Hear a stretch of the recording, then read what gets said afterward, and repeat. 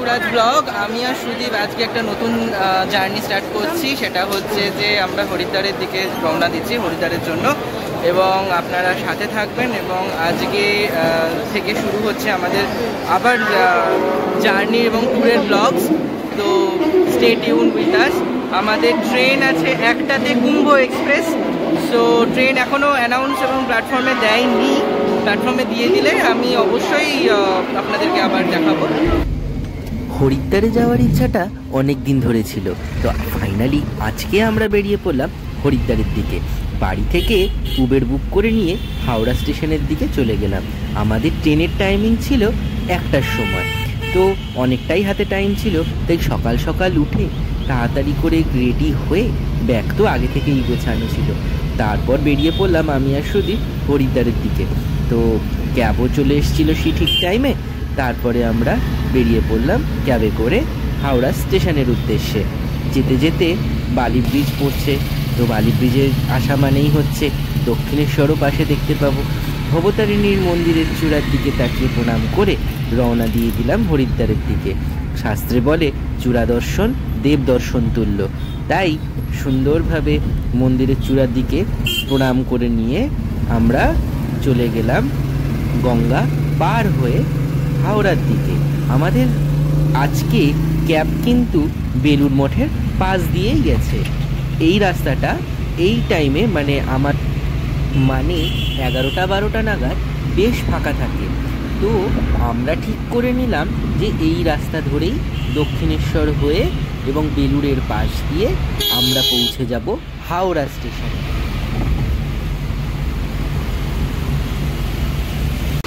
এই আমরা বেলুড় মঠ ক্রস করলাম।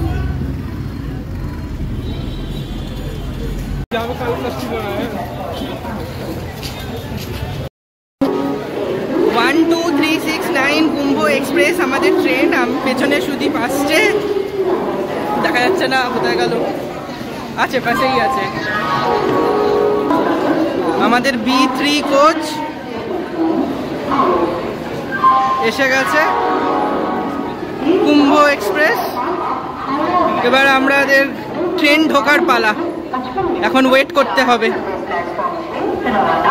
ট্রেন এখনো দেয়নি, এখনো কিছুটা লেট আছে ট্রেন। এখানে স্ট্যাটাস দিয়ে দিয়েছে আমাদের B3 কোচ, দেখি কখন দেয়।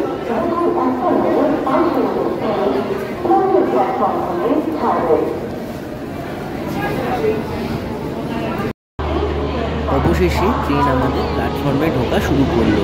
আমাদের ট্রেন কিন্তু মোটামুটি 15 মিনিট লেটেই ঢুকিয়েছে।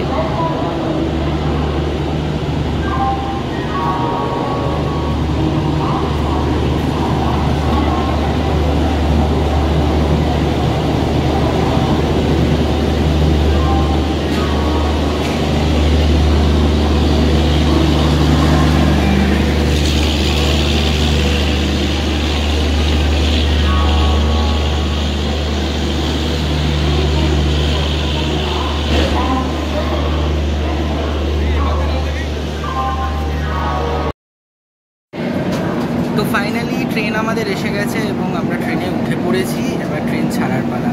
তো ওয়েট করছি, ট্রেন আমাদের অলরেডি একটু লেট, বাট দেখা যাক। তো ফাইনালি ট্রেন কিন্তু ছেড়ে দিল, আর তারপরেই আরেকজনের কিন্তু চিপসের প্যাকেট খুলে খাওয়া শুরু হয়ে গেছে। সুদীপের খাওয়া শুরু।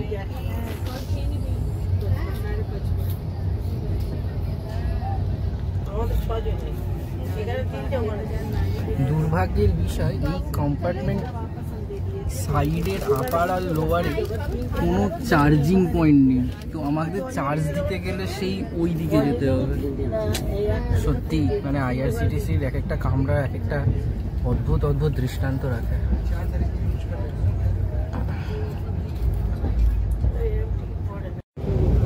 বাড়ি থেকে মা বানিয়ে দিয়েছিল পরোটা ও আলু চচ্চড়ি। দুপুরের খাবারটা তাই দিয়েই সারলাম। ট্রেন কিন্তু তখন বেশ ভালো জোরে দৌড়াচ্ছে বর্ধমানের দিকে।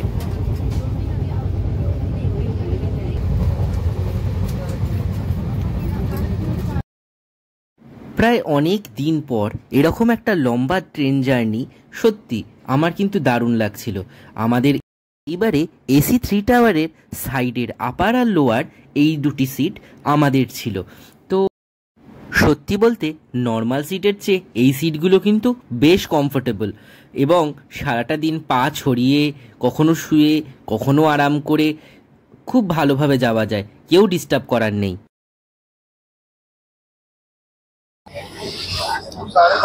তো আমাদের ট্রেন এখন চলে এসেছে আসানসোলে। আর আসানসোল থেকে মোটামুটি ট্রেন এখনো 40 মিনিট পর্যন্ত প্রায় লেট আমাদের। আর আসানসোল থেকে ট্রেন হয়তো আর 2 মিনিট 1.5 মিনিটের মধ্যে ছেড়ে দেবে।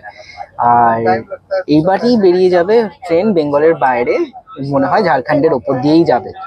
তো দেখতে থাকুন আমাদের সাথে, আমাদের total Kolkata to Haridwar journey আমাদের সাথে দেখতে থাকুন, সুরাজ ব্লগের সাথে দেখতে থাকুন। আসানসোল জংশন থেকে আমাদের ট্রেন এখন ছেড়ে দিয়েছে এবং এবার নেক্সট গন্তব্য স্টেশন হলো, নেক্সট স্টেশন হচ্ছে চিত্তরঞ্জন এবং সেটা ঝাড়খণ্ডের আগেই পড়বে। আর তারপর চলে যাবে মধুপুর। আর এখন বিকেল হয়ে যাচ্ছে আস্তে আস্তে, পড়তি বিকেলের রোদ। আর এই আমরা এখন আসানসোল স্টেশন ছেড়ে এগিয়ে চলেছি হরিদ্বারের দিকে।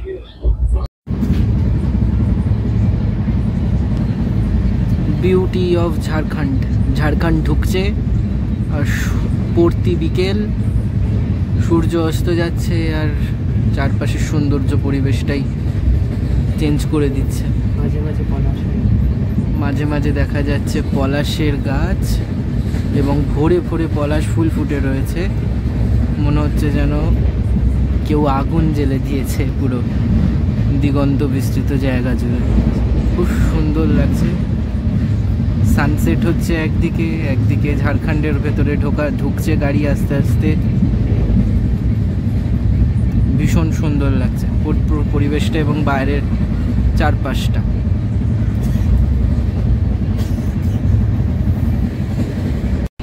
সন্ধে হচ্ছে আর IRCTC চা চলে এসেছে, তো এখন চা খাচ্ছি আর বাইরের দৃশ্য দেখছি।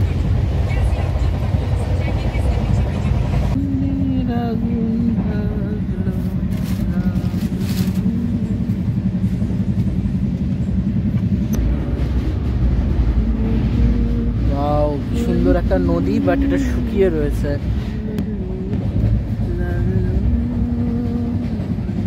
কি সুন্দর দেখতে লাগছে, সূর্যের আলোটা পড়ছে, অপূর্ব সুন্দর দেখতে লাগছে।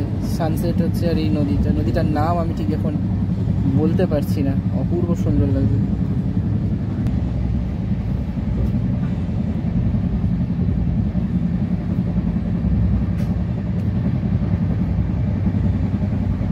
কত পলাশ, ও ওয়াও, উফ কি অপূর্ব।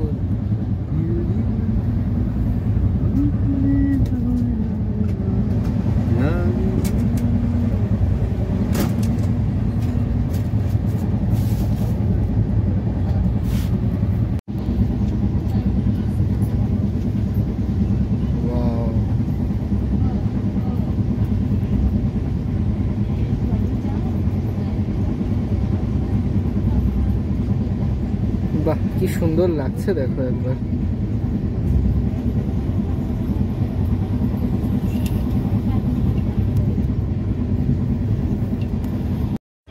রাতের ডিনারটা আমি আর সুদীপ অর্ডার করেছিলাম ট্রেনের IRCTC থেকেই এবং আমাদের খাবারে ছিল রাইস, ডিম, তার সাথে একটা ভেজিটেবিলের তরকারি আর ডাল, এবং এই খেয়েই আজকের রাতটা সেরে নিলাম।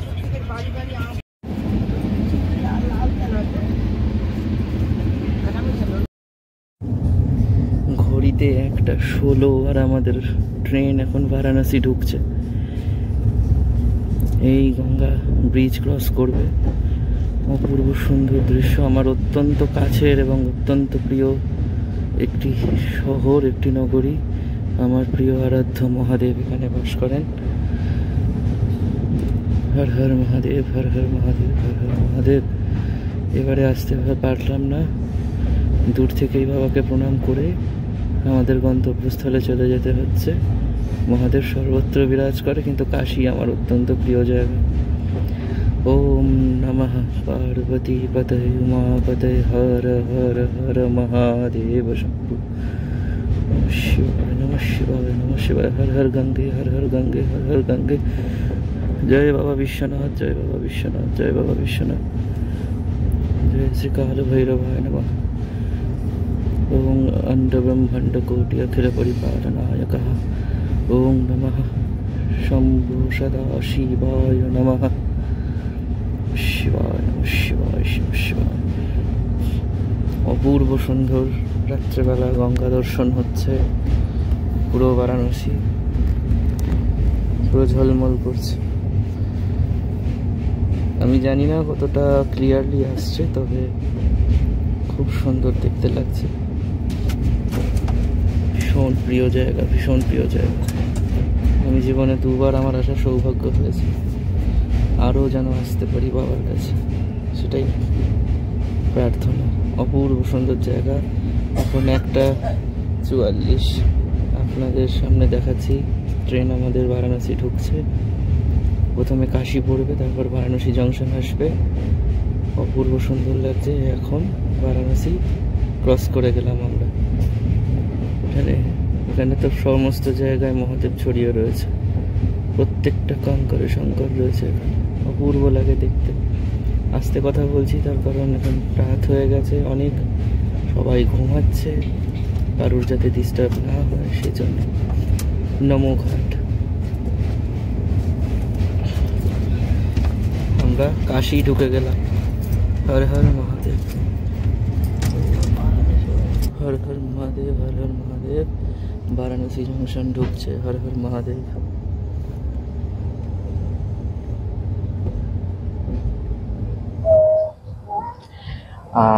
নমস্কার সবাইকে।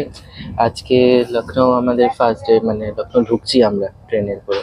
তো রাত্রে ট্রেন যথেষ্ট জোর টেনেছে। আর দ্বিতীয় কথা হচ্ছে যে আমাদের এখনও প্রায় আরও 5 ঘন্টা মতন বা 6 ঘন্টা মতন টাইম লাগবে আমাদের উত্তরাখণ্ড পৌঁছাতে। সো সবে সকাল হয়েছে, এবার দেখা যাক আর কি কি জিনিস আমরা দেখতে পাই। তবে এখন লখনৌ জংশনে আমরা ঢুকছি।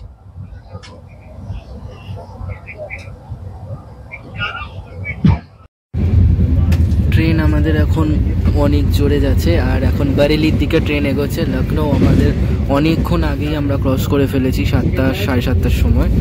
আর খুব সুন্দরভাবে এখন ট্রেন যাচ্ছে। তো এই স্পিড থাকলে আই থিঙ্ক 11টা 10-15-র মধ্যে হয়তো বারেলি ঢুকে যাব।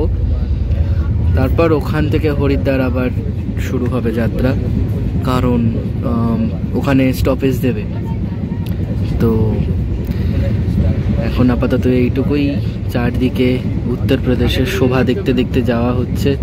ধুধু বিস্তৃত মাঠ আর অপূর্ব সুন্দর চারপাশে ক্ষেত। অনেক দিন পর এই সব দৃশ্য দেখতে পাচ্ছি, এত সুন্দর। আর এখানে কিন্তু গমের ক্ষেত। পুরো শুকনো নদী, রামগঙ্গা বলা হয়। আর এখন মুরাদাবাদের দিকে ট্রেন যাচ্ছে। জল আছে তবে এই জায়গাটা থেকে। আর ইসাবাস কত মোষ চান করছে। ওই ইউপির পুরো গ্রামের ওপর দিয়ে যাচ্ছে। বাহ, অপূর্ব। প্রচন্ড রোদ, বাইরে বোঝাই যাচ্ছে ভীষণ গরম হবে এই সময়টা। চলো, আমরা যখন চলেছি মুরাদাবাদের দিকে। মুরাদাবাদের পর আরো 3 ঘন্টা লেগে যাবে হরিদ্বার ঢুকতে। Stay tune with us. এই আসছে আসছে উত্তরাখণ্ড ঢুকছে। গঙ্গা আসছে, এই যে বিশাল গঙ্গা। আর ইসাবাস দেখো গঙ্গা। হ্যাঁ, এখানে চড়া, মাঝখানে নদী আছে। হ্যাঁ, এই সাবাস গঙ্গা।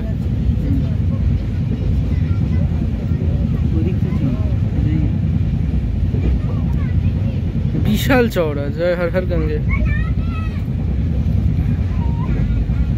গঙ্গা সব জায়গাতেই ঘোলাটে। হর হর গঙ্গে হর হর গঙ্গে হর হর গঙ্গে। আমরা এই ঢুকে পড়লাম উত্তরাখণ্ড। তো ফাইনালি আমরা কিন্তু হরিদ্বারে নেমে পড়েছি, আর ট্রেন কিন্তু 4:05 থেকে 10-এর মধ্যেই আমাদের হরিদ্বার নামিয়ে দিয়েছে। होटल अल्पना कितना पड़ेगा? दोनों है। कितना है बोलिए? नहीं भाई, आपको लेके जाऊंगा। আমরা হরিদ্বার চলে এসেছি আর এখন যাচ্ছি হোটেলে। এখান থেকে একটা টোটো নিয়ে নিয়েছি, বড্ড বেশি দাম চায় এখানে টোটোরা। স্টেশন থেকে হোটেল পৌঁছাচ্ছি, প্রচণ্ড গরম, অবস্থা খারাপ। এখন গঙ্গা পার হচ্ছি, ওইদিকে হর কি পেরি।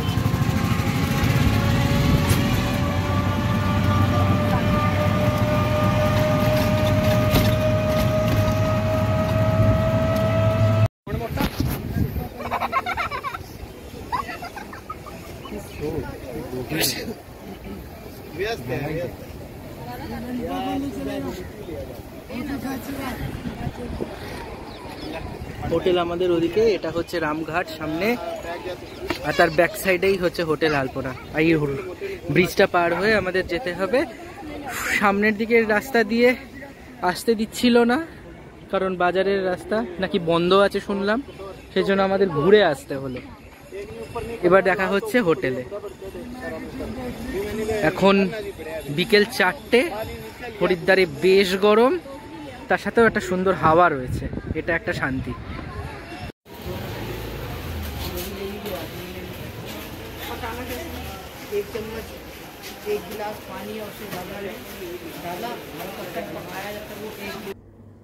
তো আমাদের কলকাতা থেকে হরিদ্বারে আসার সম্পূর্ণ জার্নিটা ছিল হচ্ছে এটা। আর আমরা কিভাবে কলকাতা থেকে হাওড়া স্টেশনে পৌঁছালাম এবং সেখান থেকে আমরা কিভাবে মানে ট্রেনে জার্নি করলাম, কতটা লং জার্নি হলো এবং কতটা আমাদের হেকটিক ছিল।